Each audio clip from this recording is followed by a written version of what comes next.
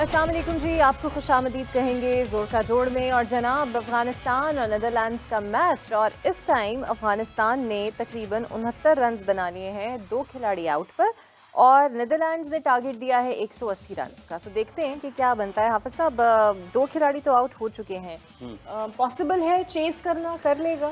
देखिए, अफ़गानिस्तान एक अच्छी बैटिंग साइड है यहाँ पर। जब आप इस वर्ल्ड कप की बात करते हैं, रन्स को बहुत ज़्यादा ऑन बोर्ड नहीं है अगर हम देखते हैं, जो कि हॉलैंड की तरफ से हुए हैं, और तजर्बा भी अफ़गानिस्तान की साइड पर ज़्यादा है। लेकिन अगर हम मजमूई तौर पर देखते हैं तो हॉलैंड ने भी इस वर्ल्ड कप में बड़ी अच्छी क्रिकेट खेली है। अगर आप उनकी अप्रोच देखते हैं, अगर आप उनकी हिकमत अमली को देखें, और अगर आप जिस तरह से वो पूरा का पूरा मैच एक ही जोश के साथ खेलते हैं, मतलब आप ये कहते हैं ना कि कभी हार मानते नहीं हैं, तो वो लगे रहते हैं कि किसी भी वक्त वो मैच में वापस आ सकते हैं, किसी भी वक्त मैच में वापस आ सकते हैं। तो उनकी ये खासियत ज़रूर है। लेकिन अगर आज के मैच पे देखते हैं तो 100 अगर बाकी रन रह गए, 9 या 10 रन रह गए बाकी, और 8 विकेटें उनके पास बाकी हैं, 71 रन अफ़गानिस्तान स्कोर कर चुका है अभी तक।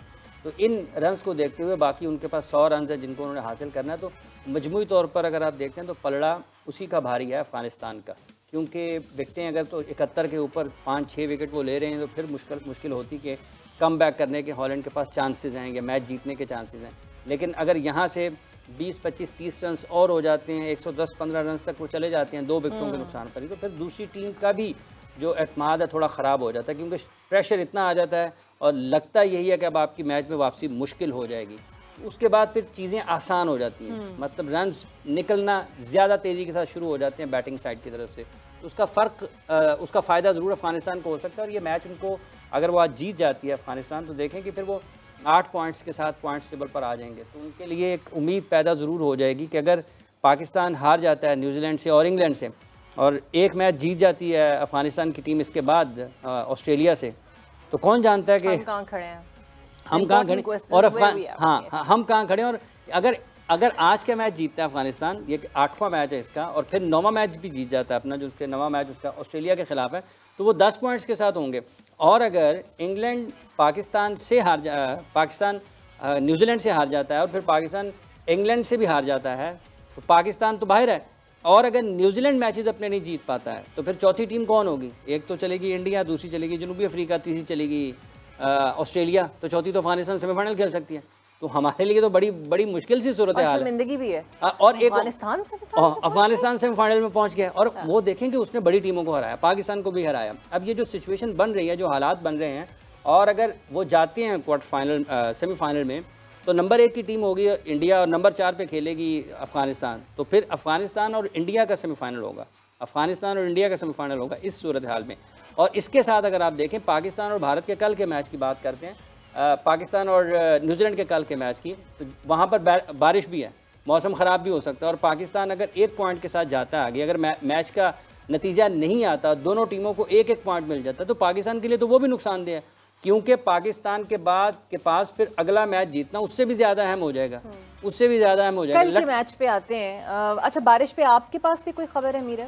हाँ, बारिश के हवाले से ये बात हो रही है कि बेंगलोर में बारिश जारी है फ़िलहाल, और पिच रिपोर्ट के हिसाब से कल भी जो है वो 2 बजे से 5 बजे तक के काफ़ी हद तक 56% चांसेस हैं कि बारिश रहेगी, और थंडरस्टॉर्म का मतलब ख़तरा है, और काफ़ी हद तक है। लेकिन एक क्वेश्चन इसके ऊपर ही आया हुआ था कि क्या जो बेंगलोर का स्टेडियम है वो आपको लगता है कि इस लेवल पर है कि बारिश? उसका ड्रेनेज सिस्टम बहुत अच्छा है ना, पानी वहाँ पर बड़ी अच्छे तरीके से उसको उन्होंने मैनेज किया हुआ है, उसका इंतज़ाम। अगर बारिश ज़्यादा होती है तो ग्राउंड क्लियर जल्दी हो जाता है बारिश का। ये जैसे हमने देखा था एशिया कप के मैचेस हुए श्रीलंका में, वहाँ पर जो ग्राउंड स्टाफ है वो पूरा ग्राउंड कवर कर देते हैं, बहुत शानदार अंदाज में उनका जो ग्राउंड को संभालने का, ग्राउंड की हिफाजत करने का, बारिश के पानी से बचाने का, और मैच को हर मुमकिन तरीके से दोबारा शुरू करवाने के लिए जिस तरीके से वो वहाँ पर काम करते हैं। तो ये जो बेंगलोर स्टेडियम है, चन्ना स्वामी मेरा ख्याल ना, यहाँ पर भी इनका ड्रेनेज सिस्टम बहुत शानदार है। तो वो उस वजह से अगर कोई बहुत ज़्यादा भी बारिश होती है तो ड्रेनेज सिस्टम सपोर्ट करता है कि मैच को शुरू करवाया जा सकता है। अभी देखना ये है कि जो अब तक की इतलात हैं कि बारिश वहाँ पर है, कितनी होती है या नहीं होती है। Can't they change the venue? अब इस मौके पर नहीं हो सकता, लेकिन अब देखिए कि बारिश होती है या नहीं होती, कितनी होती है, ये भी एक सवालिया निशान जरूर है। लेकिन जब पाकिस्तान और इंडिया का मैच हुआ था ना मेलबर्न में, 80% की वेदर फोरकास्ट थी कि 80% बारिश का इम्कान था, लेकिन पूरे मैच में बारिश नहीं हुई।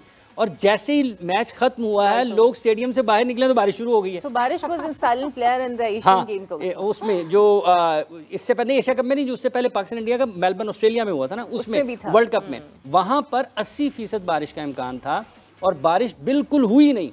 जब मैच खत्म हुआ तो बारिश शुरू हो गई और मैच के दौरान बारिश बिल्कुल नहीं हुई, उसके बगैर ही हो गया। अब यहाँ पर कल बताया जा रहा है कि शायद 50%, 60%, अच्छा, या कहीं ये 80% बारिश है। ये बताइए कल किस कॉम्बिनेशन के साथ पाकिस्तान को चलना चाहिए कि वाकई हम दुआएं ना करना शुरू हो जाएं कि बारिश आ जाए? देखिए, एक तो ये है कि कई इत्तला ये आ रही थी कि पाकिस्तान शायद कंकशन के ऊपर शादाब खान की जगह पर इब्रार अहमद को ले सकता है, क्योंकि शादाब अनफिट हैं और शादाब की अगर फिटनेस को देखा जाए, जो उनको बॉल लगा था एक मैच में, मेरा ख्याल है अफ़गानिस्तान के मैच के ख़िलाफ़ वो बाहर गए थे। अफ़गानिस्तान का मैच था आखिरी, साउथ अफ्रीका के मैच में वो बाहर गए थे और फिर वो थोड़ी देर के लिए वापस आए, फिर चले गए, वो दोबारा खेलने के लिए नहीं आए। उनकी जगह पर वहाँ पर उसामा मीर आए थे खेलने के लिए। और अगर अब कल के मैच के लिए पाकिस्तान क्रिकेट टीम को दस्तयाब वो नहीं होते हैं तो कंकशन के ऊपर पाकिस्तान उनका मुतबादल ले सकता है। रिज़र्व्स में से जो ट्रैवलिंग रिज़र्व्स हैं पाकिस्तान के, जो इजाफी खिलाड़ी वहाँ पर मौजूद हैं, उनमें से इब्रार अहमद को शामिल किया जा सकता है। और अगर इब्रार को शामिल करता है पाकिस्तान तो फिर ये लगता है कि इब्रार उनकी जगह पर, शादाब की जगह पर टीम का हिस्सा हो सकते हैं। तो जो प्लेइंग 11 है, So what's the profile of Ibrar? एक ये है कि उनको मिस्ट्री स्पिनर कहा जाता है, जैसे मुजीब अफगानिस्तान की तरफ से कभी मिस्ट्री से स्पिन निकल सकते हैं। हाँ, पाकिस्तान के स्पिनर्स का ये मसला ज़रूर है कि इस वर्ल्ड कप में वो स्पिन करते हुए दिखाई नहीं दिए हैं, ठीक है जी। तो अब इब्रार जो हैं, अब हो सकता है कि वो अगर आते हैं और उनको मौका मिलता है तो क्या वो फ़र्क डाल सकते हैं, नहीं डाल सकते हैं। वैसे एक रिप्लेसमेंट उधर से भी आई है, केल जेमिसन को शामिल किया उन्होंने, एक खिलाड़ी उनके अनफिट हुए हैं। न्यूजीलैंड के भी हालात बहुत पतले हैं, उनके टॉप प्लेयर सारे के सारे, चैपमैन हो गया, ये मैट हेनरी हो गए, एक इंजरी से अभी बाहर भी हुआ है, मैं आज देख रही थी। उनकी जगह पे केल जेमिसन आए हैं। अच्छा, उनकी जगह पे केल जेमिसन को उन्होंने शामिल किया है। उनके कप्तान केन विलियमसन पहले मैच से लेकर अब तक वो बाहर ही बैठे हुए हैं। वो तो कभी कभार पानी पिलाने के लिए आते हैं या नज़र आते हैं कि वो एक इजाफी खिलाड़ी होता है, उसकी जो खिदमात हैं वो अंजाम दे रहे होते हैं, लेकिन वो खेलते हुए नज़र नहीं आए। तो न्यूजीलैंड की भी हालत खिलाड़ियों के एतबार से बहुत कमज़ोर है। जो फ़र्क डाल सकते हैं उनकी टीम में वो खिलाड़ी अनफिट होकर बाहर बैठे हैं। तो पाकिस्तान, अगर मैच होता है, बारिश आड़े नहीं आती है, तो पाकिस्तान के लिए एक फ़ायदा ज़रूर है कि पाकिस्तान उनकी जो टॉप प्लेयर्स हैं उनकी अदम मौजूदगी का फ़ायदा उठाकर बेहतर क्रिकेट खेल सकता है। लेकिन जेमिसन भी ऐसे खिलाड़ी हैं कि ये कोई इतने आसान नहीं है, ये भी तने तनहा मैच का नक्शा बदल सकते हैं। बैटिंग में, बॉलिंग में, दोनों जगह पर बड़े ही बासलाहियत क्रिकेटर हैं और उनकी ये जो उनके टॉप प्लेयर्स नहीं हैं, उनकी अदम मौजूदगी में भी जो खिलाड़ी खेल रहे हैं न्यूजीलैंड के, आप उनको ये नहीं कह सकते हैं कि पाकिस्तान के लिए बहुत ही आसान हरीफ साबित होंगे। देखें, एक दो अच्छी पार्टनरशिप अगर न्यूजीलैंड ने लगा ली ना, तो रन्स इतने वो ऑन बोर्ड कर देंगे कि पाकिस्तान की पहुंच से दूर हो सकते हैं। और फिर जब बैटिंग के लिए पाकिस्तान आता है, अगर फ़र्ज़ कर लें पाकिस्तान दूसरी इनिंग्स खेल रहा है, हदफ के ताकुब में जा रहा है, तो वहाँ पर उनके स्पिनर्स पाकिस्तान के लिए मुश्किलात पैदा कर सकते हैं।